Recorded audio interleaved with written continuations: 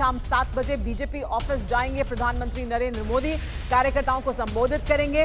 पहले से निर्धारित कार्यक्रम था ये, यानी नतीजे सामने आने से पहले ये निर्धारित कार्यक्रम था जिसमें बताया गया था कि शाम 7 बजे प्रधानमंत्री नरेंद्र मोदी पहुंचेंगे। और अब ये बता दिया गया है कि प्रधानमंत्री नरेंद्र मोदी उसी कार्यक्रम के तहत पहुंच रहे हैं बीजेपी मुख्यालय। वहां कार्यकर्ताओं को संबोधित करेंगे, क्योंकि एक बड़ी जीत दर्ज की है बीजेपी ने। अपने बूते पर बहुमत तक नहीं पहुंची है, लेकिन जो एनडीए गठबंधन है वो 296 तक पहुंचा। एक बड़ी जीत तीसरी बार के कार्यकाल के तौर पर इसे बीजेपी सामने रख रही है, एनडीए गठबंधन सामने रख रहा है। ऐसे में शाम 7 बजे प्रधानमंत्री नरेंद्र मोदी पहुंचेंगे बीजेपी मुख्यालय और वहां पर कार्यकर्ताओं को संबोधित करेंगे। हमारे साथ बीजेपी मुख्यालय पर ही मौजूद हैं अमोद राय, हमारे साथ इसके अलावा कुमार विक्रांत भी जुड़े हुए हैं। विक्रांत, कांग्रेस पार्टी की तरफ से पहले भी आरोप लगाया गया था, तब उन्होंने नाम नहीं लिया था। उन्होंने कहा था कि 150 जिले ऐसे जहां पर ये दबाव बनाया जा रहा है, लेकिन अब वो नाम लेकर हमारे साथ आनंद प्रकाश पांडे भी जुड़ गए हैं, उनसे भी बात करेंगे। कुमार विक्रांत, लेकिन अब नाम लेकर जिलों के बारे में बात की जा रही है और ये वो जिले हैं जहां पर हम देख रहे हैं कि अंतर बहुत कम है इस वक्त जो वोटों की गिनती चल रही है उसको लेकर।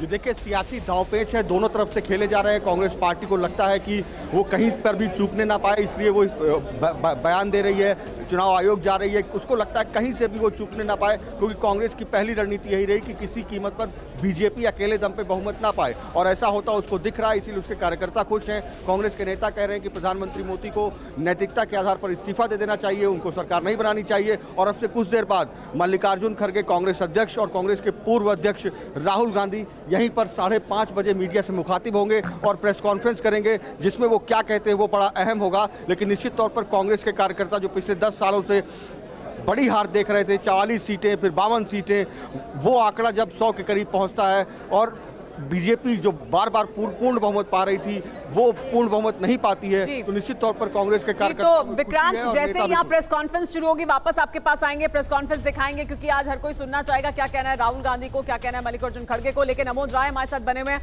अमोद, जिस तरह का उत्साह हम लगातार देखते रहे बीजेपी मुख्यालय पर, अभी क्या तस्वीरें वहां देखने को मिल रही हैं? प्रधानमंत्री नरेंद्र मोदी के वहां पहुंचने से पहले क्या तैयारियां की जा रही हैं और किस तरह की प्रतिक्रिया महानेताओं के बीच आपको सुनने को मिल रही है इस बार जो आंकड़ा सामने आया है उसको लेकर?